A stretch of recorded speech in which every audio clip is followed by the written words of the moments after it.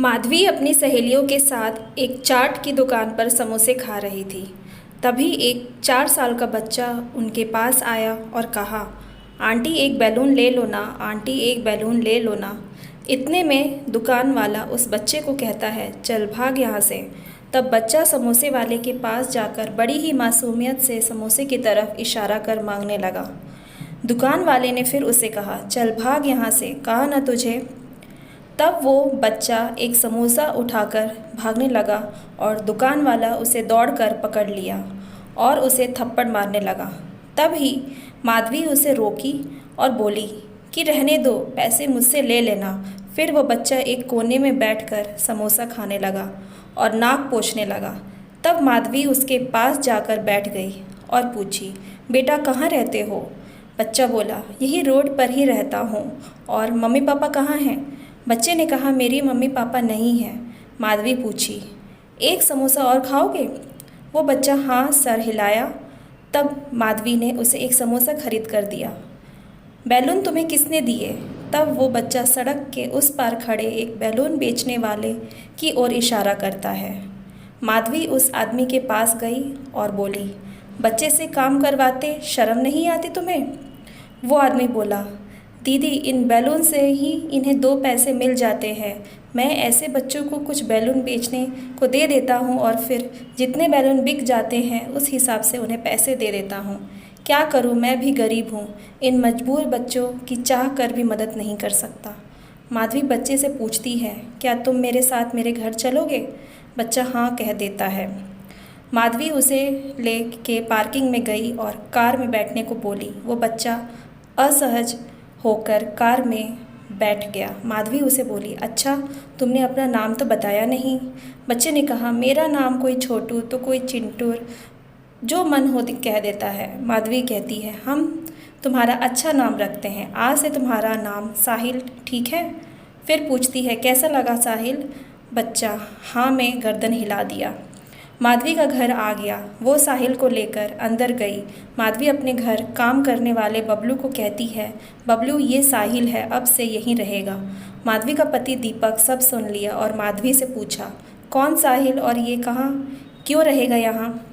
माधवी साहिल को गार्डन में भेज दी और अपने पति दीपक से बोली कि दीपक मैं साहिल को गोद लेने का सोच रही हूँ और वो अब यहीं रहेगा।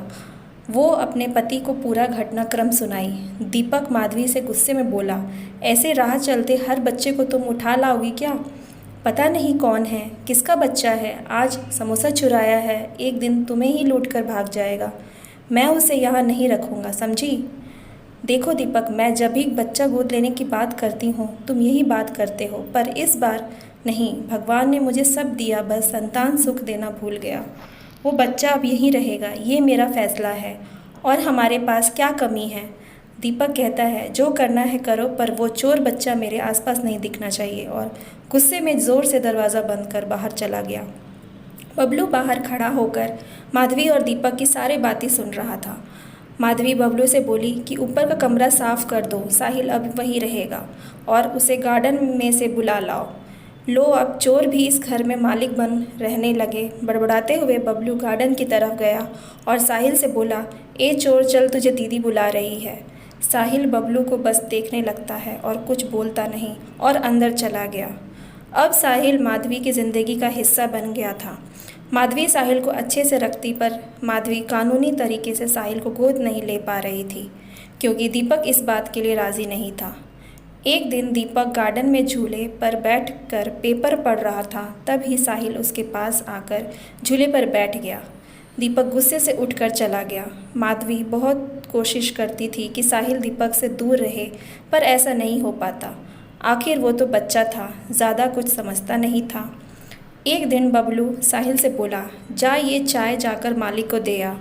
साहिल चाय की ट्रे लेकर दीपक के पास गया। दीपक साहिल को अपने कमरे में देख चिढ़ गया और बोला, आज के बाद यहाँ इस कमरे में कभी मत आना, यहाँ चोर कहीं का। दीपक और बबलू दोनों अधिकतर साहिल को चोर कहीं का ही कहते। कुछ महीने के बाद माधवी दीपक से ज़िद कर साहिल को कानूनी तौर पर गोद ले ली। साहिल बहुत ही होनहार था और दिमाग का तेज़, इसीलिए माधवी उसका अच्छे स्कूल में दाखिल करवाने की सोची। उसने दीपक से बात की तो वह नाराज़ हो गया और कहने लगा, अब उस चोर को तुम फालतू पैसा खर्च कर रही हो। वो कौन सा पढ़ लिख कर आगे डॉक्टर या कलेक्टर बनेगा, जो यह वही रहेगा। साहिल भी ये बात सुन रहा था। अब वो बातें समझने लगा था। पता नहीं उस दिन से उसने ठान लिया उसे कुछ तो करके दिखाना है बाबूजी को।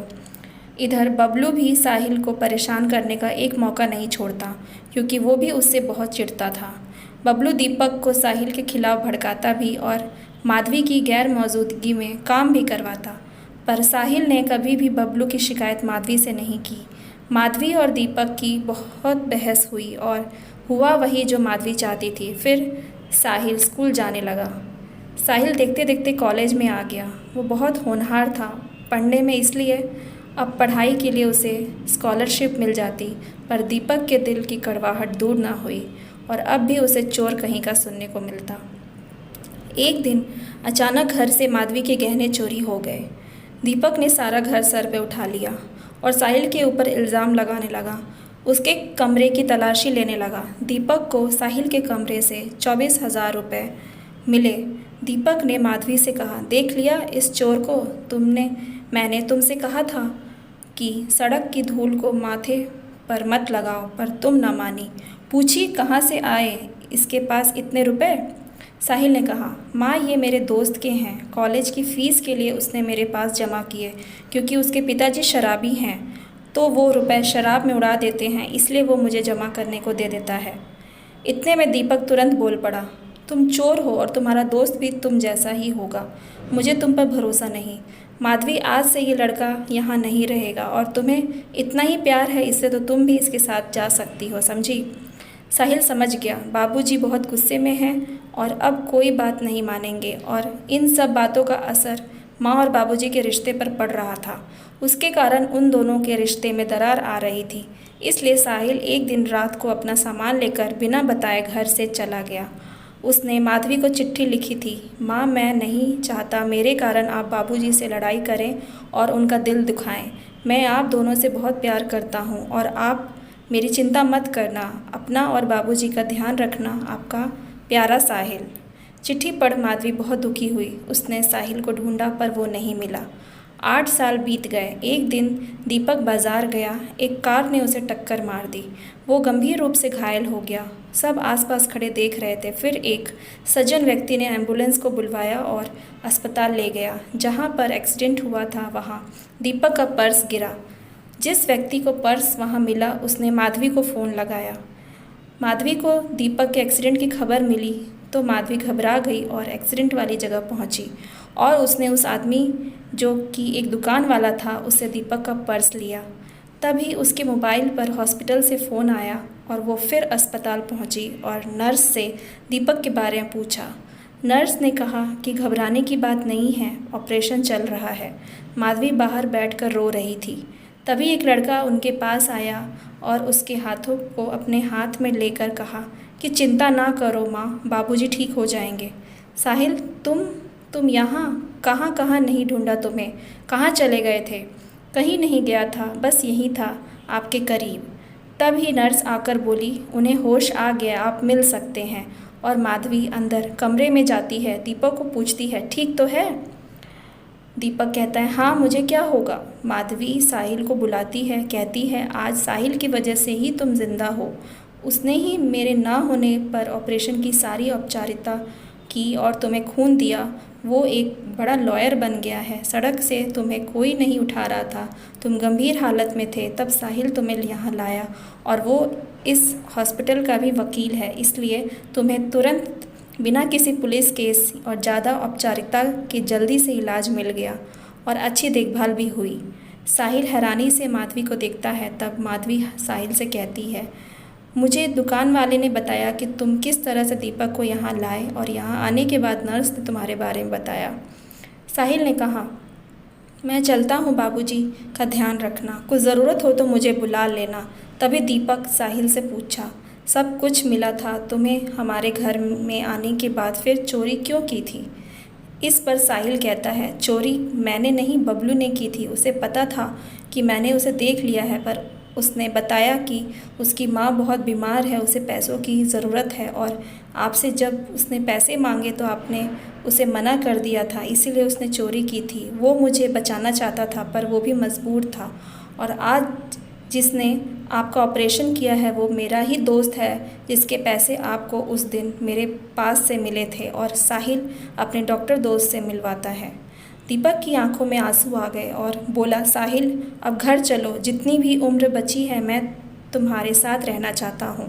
फिर हाथ जोड़कर डॉक्टर और साहिल दोनों से कहता है, मुझे माफ़ कर दो, आप दोनों के बारे में बहुत गलत सोचा मैंने। और अंत में माधवी से कहता है, तुम भी मुझे क्षमा कर दो, और बोला, अब से साहिल हमारे साथ ही रहेगा।